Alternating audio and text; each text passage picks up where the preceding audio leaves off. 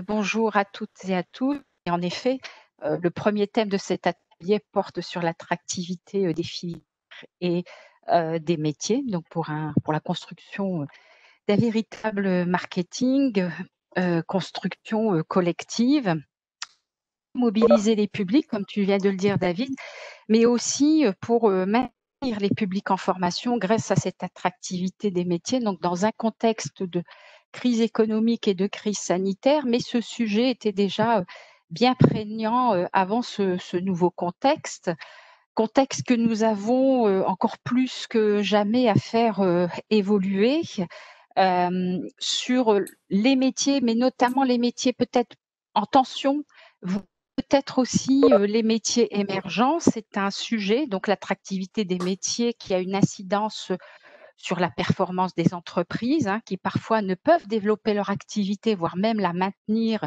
faute de compétences, mais qui a aussi une incidence sur le travail des salariés contraints de s'adapter par manque de personnel. Donc, nous vous proposons de partir de votre expérience, de la partager, de la dépasser en prenant un peu de recul et d'identifier ce qui peut être transversal, ce qui peut être transférable. Comment faire peut-être du contexte contraignant actuel, on va le dire, une opportunité pour revisiter nos pratiques et les renforcer. D'identifier à l'issue de ce partage d'expérience les conditions de réussite, les leviers, mais aussi les freins, et comme le disait Laurent aussi, de s'accorder à l'issue de ce premier thème sur 3 propositions à mettre en exergue. Pour ce faire, pour partager des expériences, nous vous proposons de faire témoigner des porteurs de projets.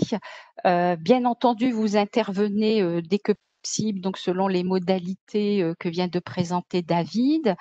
Et je propose à Monsieur Drobinoa du MEDEF, qui doit être avec nous, je l'ai vu dans la liste, de nous faire part justement de l'expérience du MEDEF sur ce sujet de l'attractivité des métiers et des filières. Monsieur Drobinoa. Je suis avec vous. Oui. Bonjour. Oui, bonjour. Alors, je tente de Merci. démarrer la caméra. Oui. Bon, quand ça veut. C'est pas grave. Voilà. Oui, donc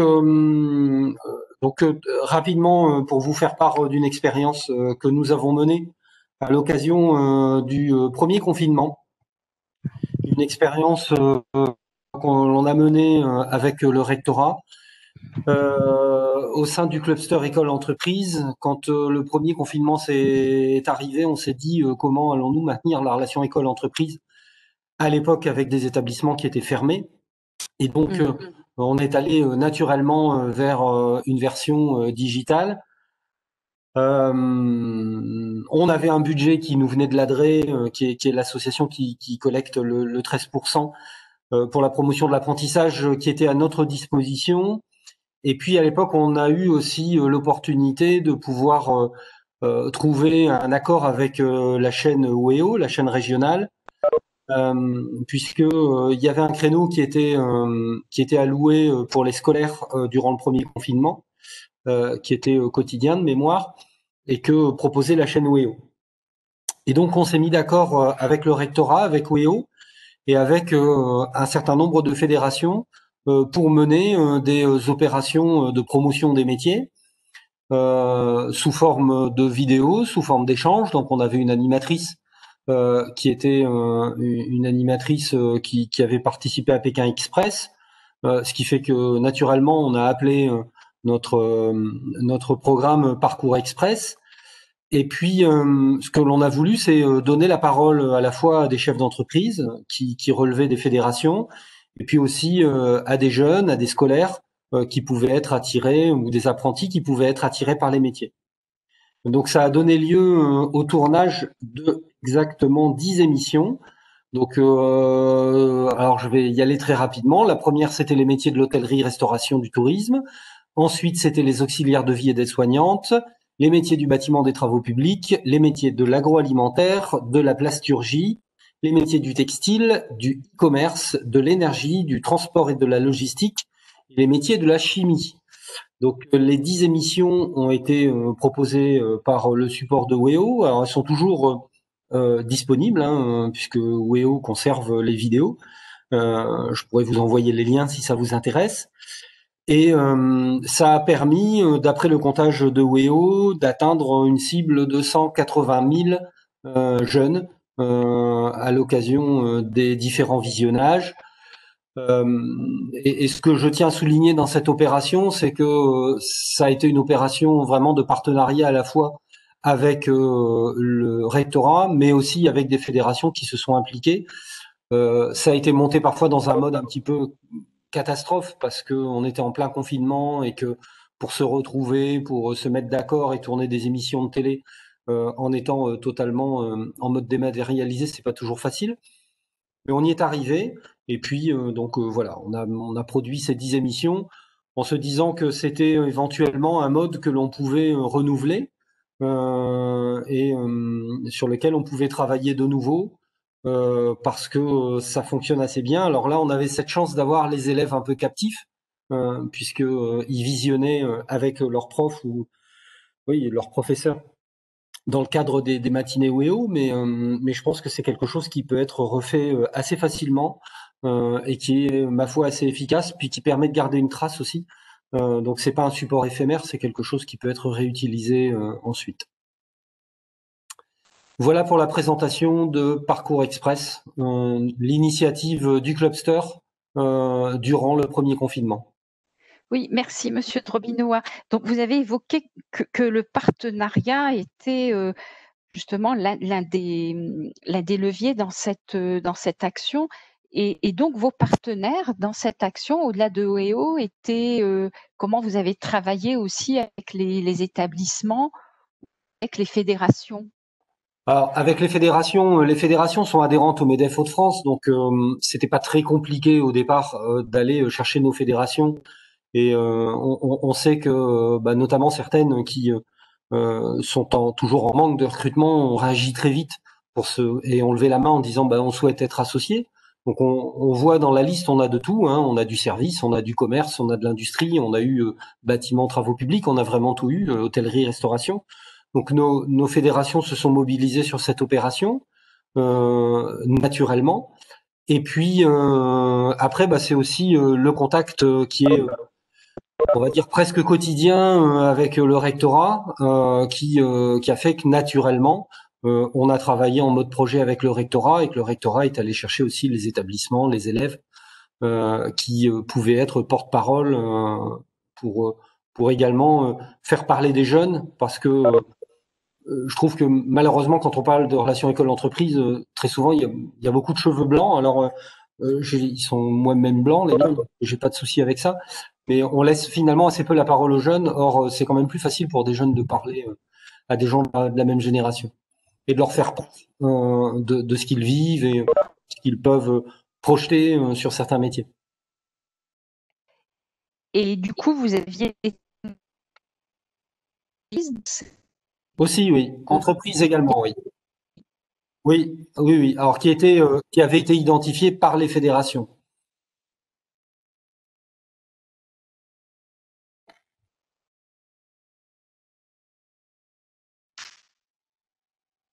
vous vous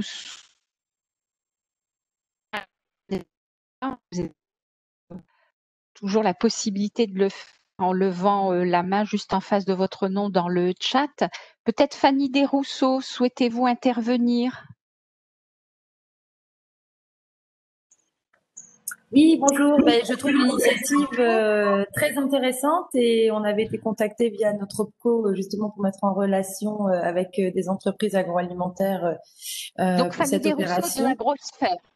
Agrosphère, Si vous c'est voulez ça, bien l'association des présenter. entreprises Oui, c'est ça. agroalimentaires des Hauts-de-France. Et j'avais une question toute simple, c'était de savoir si, si vous nous envoyez ces liens qui sont très intéressants, est-ce que on peut le partager, celui de la filière qui nous concerne? Bien évidemment. Alors, ce que je propose peut-être, c'est d'envoyer la série de liens à Richard qui pourra peut-être partager avec les Oui, participants. Je le fais tout Super. de suite. c'est très OK. bien. Merci Guy. Merci. D'autres réactions, propositions, contributions?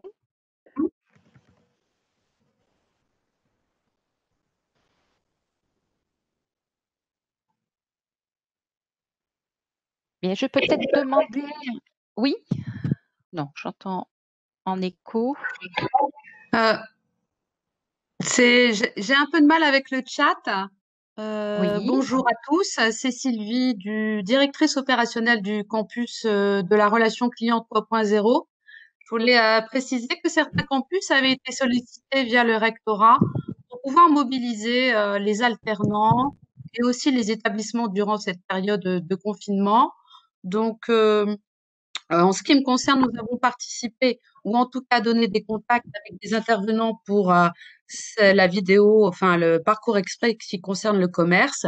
Je sais aussi que d'autres campus ont été sollicités pour la réalisation de ces vidéos et pour la mise en contact avec les différents acteurs durant la période de confinement.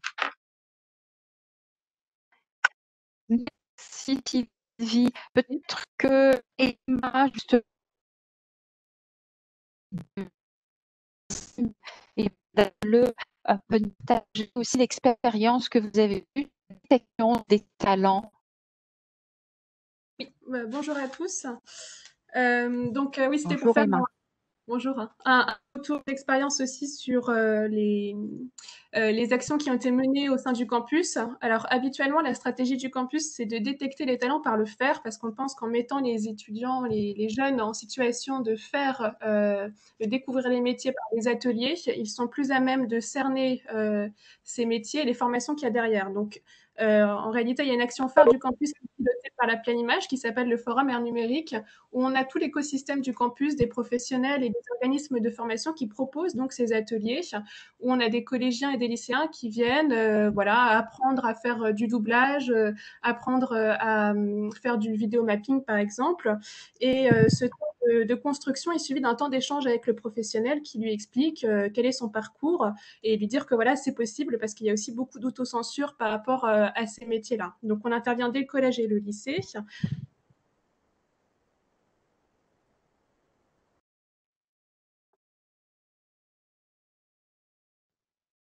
En capacité ainsi que ses membres d'accueillir du public. Donc, on réfléchit à comment poursuivre ces ateliers.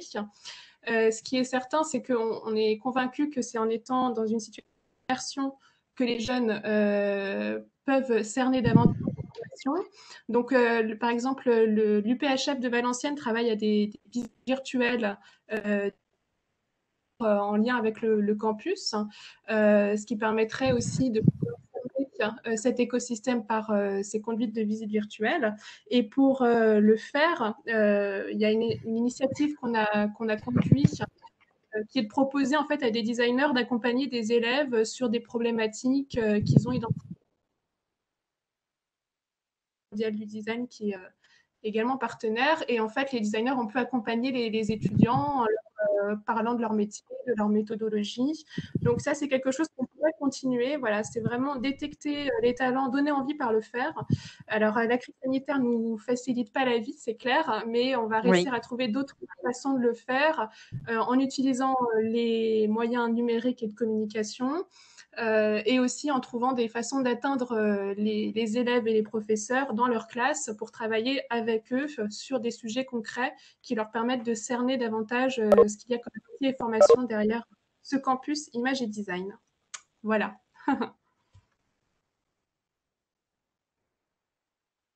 Merci Emma pour ce partage d'expérience. Donc l'usage du numérique pour donner envie par le faire, vous avez engagé les travaux ou c'est en cours? Comment vous comptez vous y prendre? Alors, bon, enfin, on a de la chance d'avoir lié à l'image et à l'audiovisuel au sein du campus. Donc habituellement, on a des visites qui sont faites dans les laboratoires qui sont on essaye de travailler là avec l'UPHF de Valenciennes sur ces visites virtuelles. L'idée, c'est qu'après, on puisse faire un partage d'expérience pour le développer avec d'autres outils. Quoi. Mais on s'y attelle dès à présent. Voilà. Merci Maude. Monsieur Draillot, vous souhaitez prendre la parole? Non, Monsieur Guidé, pardon, DRAIO, excusez-moi. Donc, du rectorat. Oui, bonjour à tous. Je voulais juste Bonjour, Monsieur effectivement Guidé. prendre la parole pour compléter les propos de Monsieur de Robinois, effectivement sur l'action Parcours Express, pour bien montrer qu'effectivement c'était un travail collaboratif sur cet événement et sur cette préparation.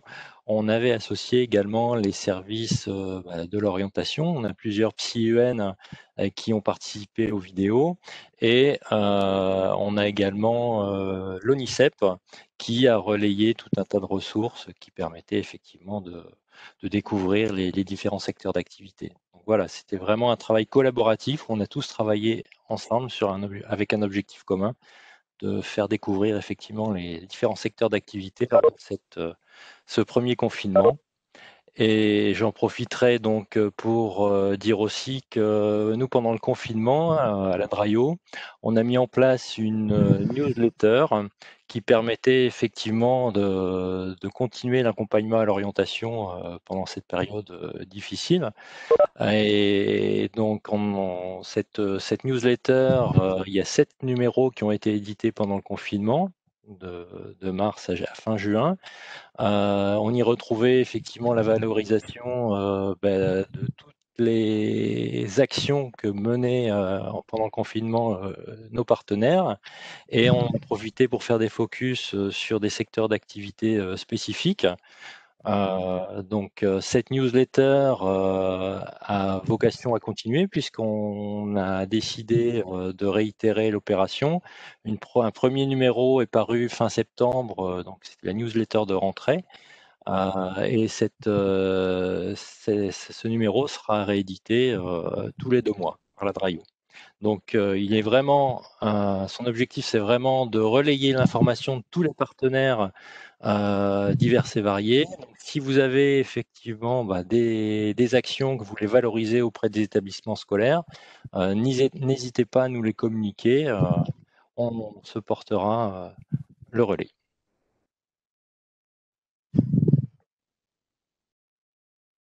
Et du coup, pour les relayer, vous relayez ces événements, ces informations, on vous contacte, vous nous donnez le lien après pour pouvoir vous transmettre tout ça?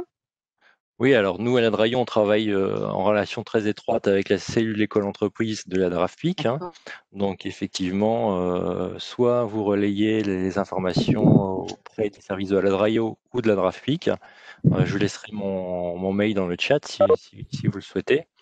Et donc effectivement, comme on travaille de toute façon en collaboration avec les branches professionnelles et les campus et autres, on est facilement joignable. Mmh.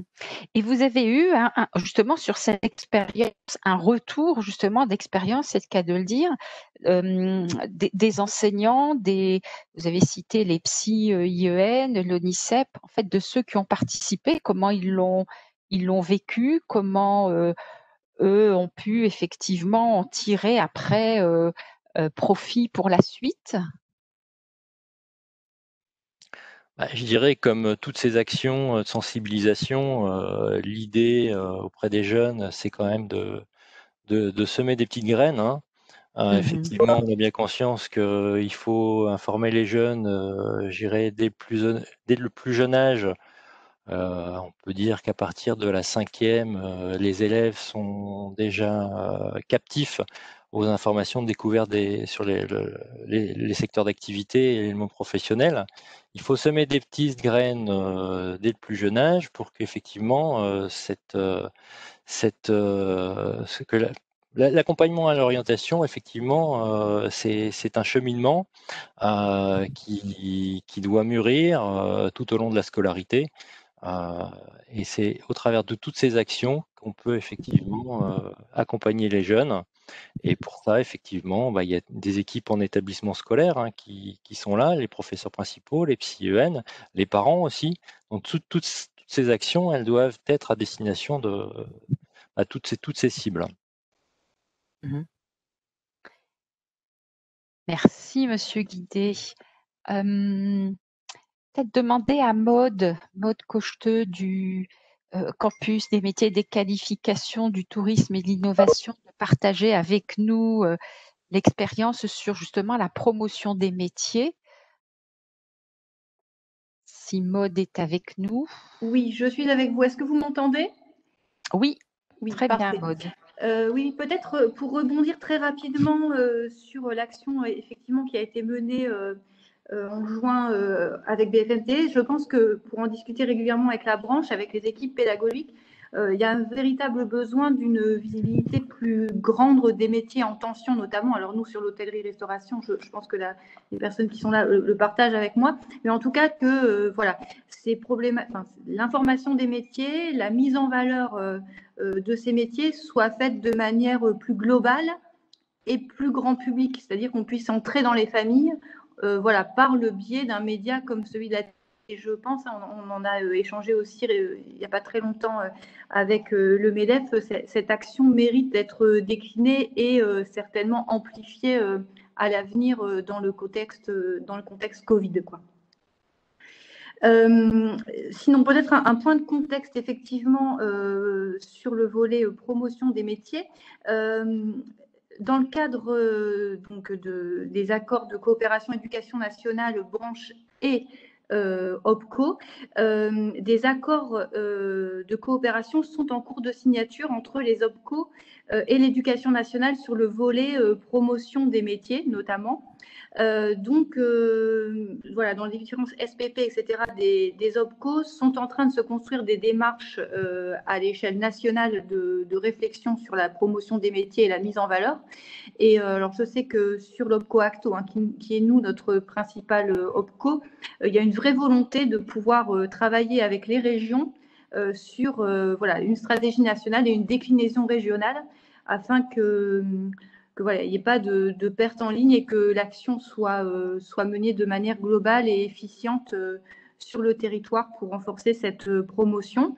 Ces accords de coopération entre les OPCO et l'éducation nationale offrent des leviers financiers qui sont intéressants et qui, je pense, associés à des leviers financiers régionaux ou européens, pourraient nous donner certainement une puissance de frappe qui est plus importante que celle qui existe aujourd'hui et dont on a besoin, à mon sens, hein, pour développer la promotion des métiers.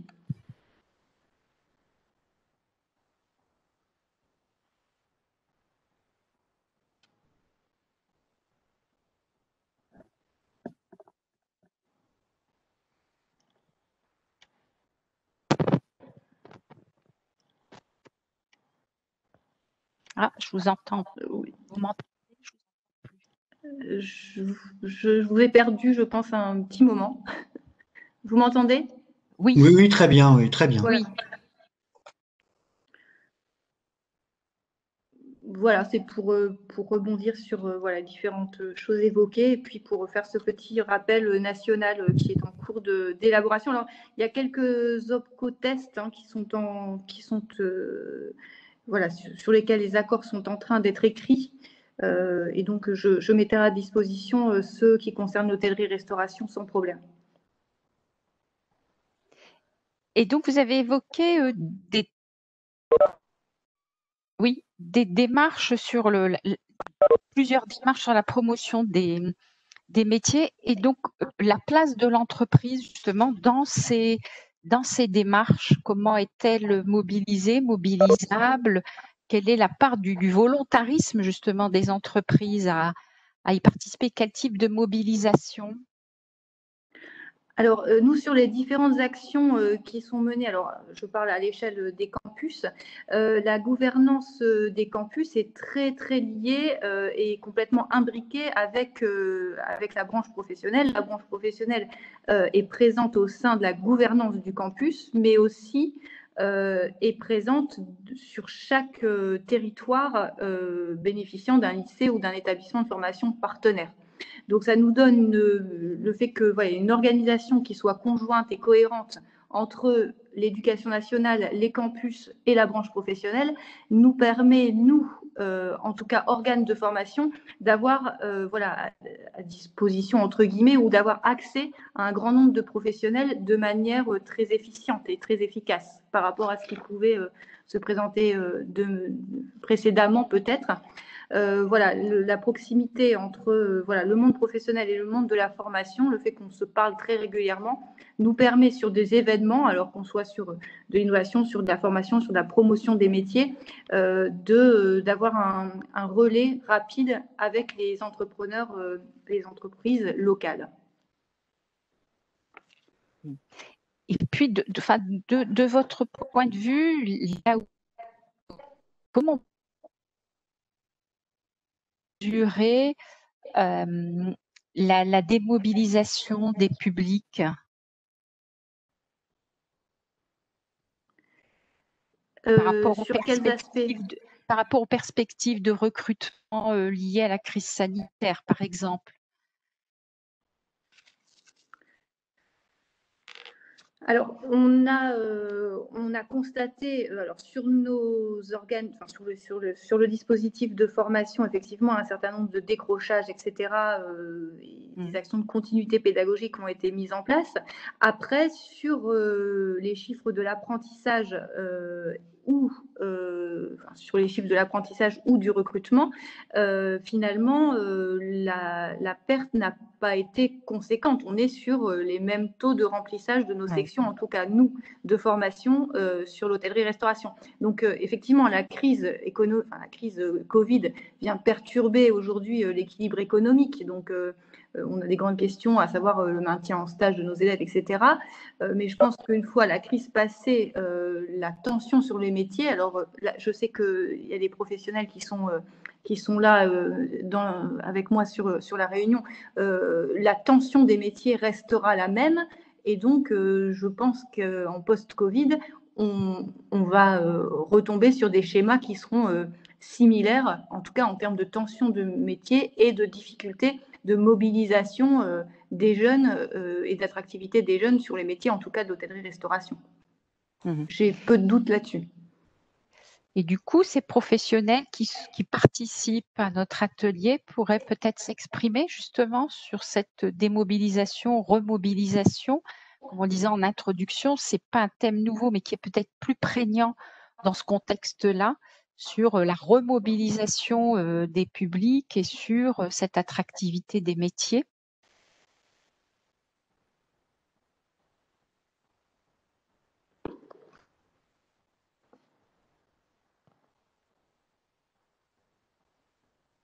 Oui, bonjour. Bonjour.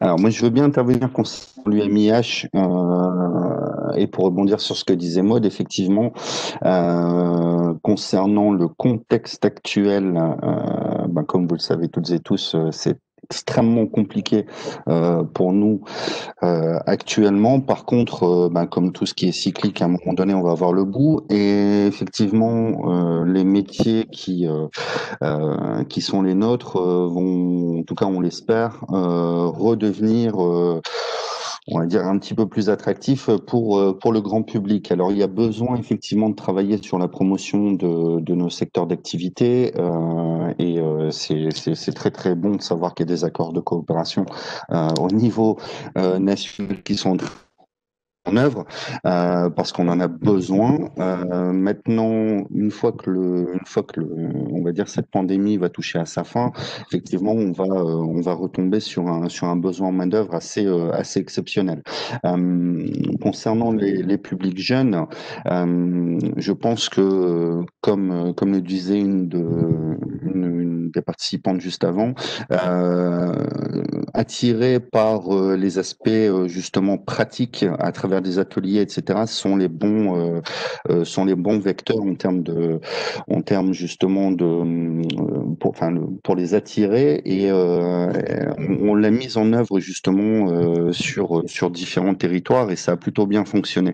Lorsqu'on a travaillé avec l'école de la deuxième chance, notamment sur le territoire de Lille et la coopération qu'on qu'on est en train de développer avec la Ligue de l'enseignement, on travaille justement sur des ateliers pratiques qui permettent à ces jeunes de mettre la main à la pâte, hein, concrètement, avec des partenaires comme l'Académie culinaire ou l'École des chefs, qui vont nous permettre justement d'aller au plus proche des territoires pour les mettre en situation et ensuite les conserver en manière captive. Donc, il y a aussi on va dire une expérience qu'on va mener sous peu, qui va pouvoir certainement se développer, en tout cas pour les services, enfin pour les métiers de service en salle, en intégrant l'aspect touristique. Mais je vais laisser Stéphane Delru pouvoir, voilà, on vous apporter un petit peu plus de renseignements à ce niveau-là.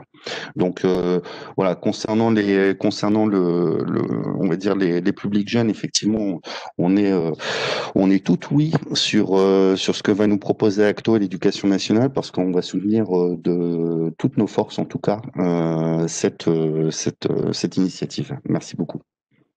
Merci à vous. Monsieur Delru, pour l'École des chefs, vous souhaitez nous faire part de votre témoignage? Oui. Merci.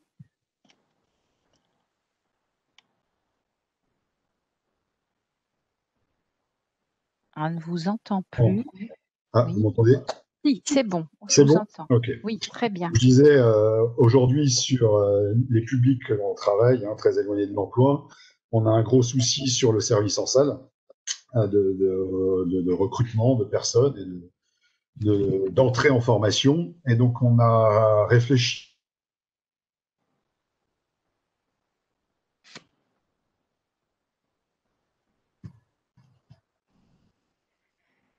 le serveur artistique. Alors, l'idée de ce serveur artistique, c'est de donner un peu plus que le métier de serveur ou de serveuse. C'est de leur redonner confiance en eux par du travail. Pour moi, le métier de serveur, c'est d'abord et avant tout du théâtre. Donc, on va leur apprendre plein de compétences autour de ces métiers.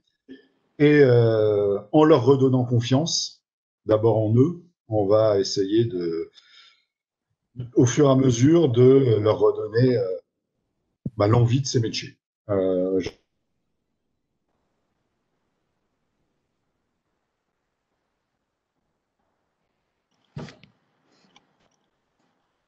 On est en entrée en formation, alors que sur la cuisine, on arrive à avoir 15 personnes. Donc, il y a vraiment un travail à faire, quelque chose d'autre à proposer, de revaloriser aussi l'image de ce métier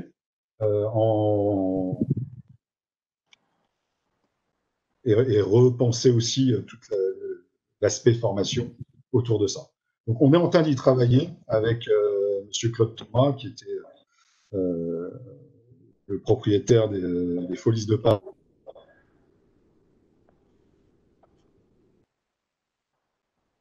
Ah, j'entends plus. La liaison est très mauvaise, Monsieur Delru. Oui. Ah, je suis à Arras, peut-être que ça passe très mal. Non, je pense pas que ça soit lié à ça. Il y a un peu d'effet artésien. Mais bon, de toute façon, je pense que vous pourrez aussi vous réexprimer tout au cours de la suite de l'atelier. Ne vous inquiétez pas. Peut-être vous déconnecter, vous reconnecter. J'ai l'impression qu'il y a un petit problème de ligne par rapport à ça. D'accord. Si c'est possible. Mais on ne vous oublie pas et on vous garde un ticket pour réintervenir par la suite. Okay, désolé. Aïcha, je te rends la parole. On ne doit pas être très loin des conclusions, là, je pense. Si d'autres, peut-être, participations, contributions, questionnements sur ce thème? Je regarde un peu. Il y a des difficultés de connexion.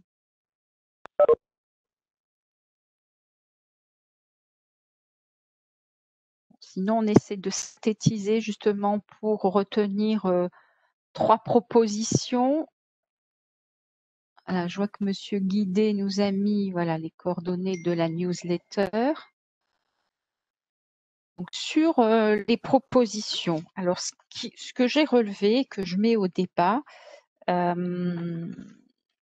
comptant aussi sur votre indulgence, l'un des thèmes travaillés, comme vient aussi de réagir Lumi et Monsieur Delru et le campus des métiers, c'est de donner envie par le faire, hein, d'attirer par des aspects pratiques, mais pas que sur les savoirs techniques, mais aussi, comme disait Monsieur Delru, à redonner confiance en soi, c'est travailler certes sur ce qu'on appelle les hard skills, tout ce qui relève de la technique, mais c'est aussi sur les savoir-être.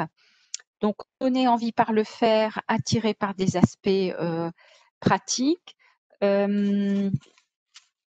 Si on s'appuie aussi sur le témoignage de Guy Drobinoa, la notion de partenariat et de Monsieur Guidé, c'est s'unir, coopérer, notamment en passant des accords et en convenant de plans d'action sur justement ce qui pourrait être transversal et transférable.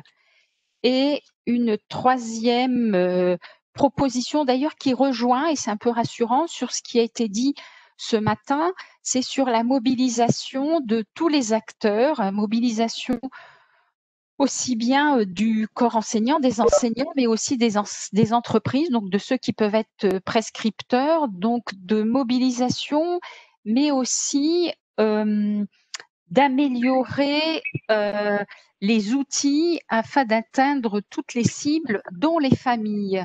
Alors, ça a été noté ce matin et Monsieur Guidé, on l'a repointé tout à l'heure. Voilà ce que j'ai moi noté à mon niveau, hein, en rajoutant peut-être dans ces trois items-là et qui pourraient être transversales, c'est que l'accompagnement à l'orientation est un cheminement, ce qu'on a entendu tout à l'heure, hein, et c'est un cheminement qui donc s'outille et qui s'accompagne.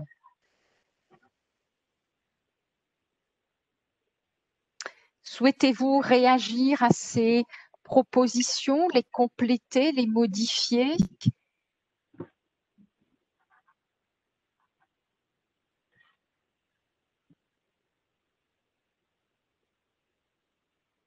Bon, on aura l'occasion de revenir sur ces propositions lors de la restitution de ces ateliers le 5 novembre, hein, comme l'a précisé Laurent tout à l'heure.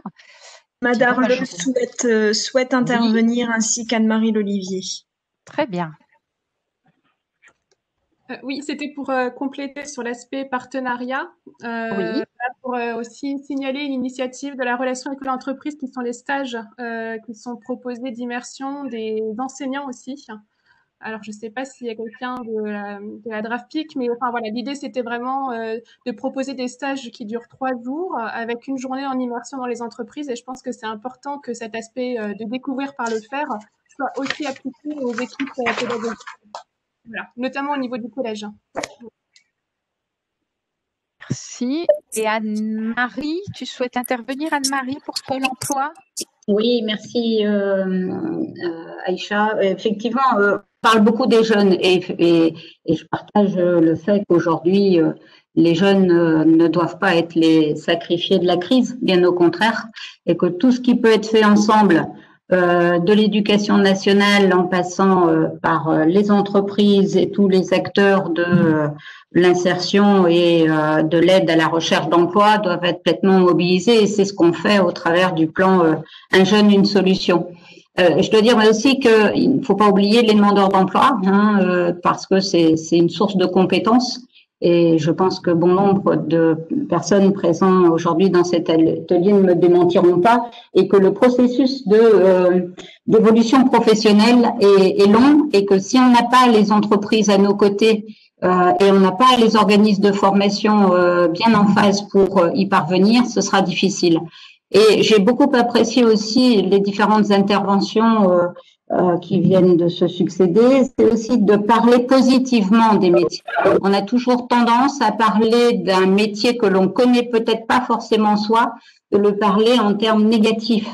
Donc le fait que l'on fasse des vidéos, que l'on fasse des rencontres, que l'on fasse parler jeunes ou professionnels avec un autre futur professionnel de façon positive, ça fait tomber les masques, ça fait tomber les représentations, et c'est dans ce processus-là qu'il faut véritablement continuer tous à s'engager, hein, parce que sinon, eh bien, chacun reste sur sa position. Et je pense que Monsieur Tonnerre, qui parlait précédemment au nom de l'hôtellerie-restauration, nous avons ensemble déjà beaucoup travaillé là-dessus, hein, sur le langage positif à avoir pour présenter les métiers. Sylvie, bonjour Sylvie Delahaye, tu souhaites intervenir sur les publics cibles? C'était pas une intervention, c'était juste une interpellation. J'ai entendu qu'il fallait communiquer de façon large, mais je pense qu'au contraire, je pense qu'il faut cibler notre communication. On ne doit pas communiquer de la même façon auprès des jeunes, des demandeurs d'emploi, des familles, des enseignants, et notamment par rapport aux jeunes. Ils ont des modalités, on a des modalités de communication auprès d'eux qui sont avec des supports novateurs aujourd'hui, notamment les youtubeurs par exemple. Enfin, on doit faire appel à une communication différenciée selon la cible. Enfin, c'est mon point de vue, mais je ne sais pas si vous la partagez.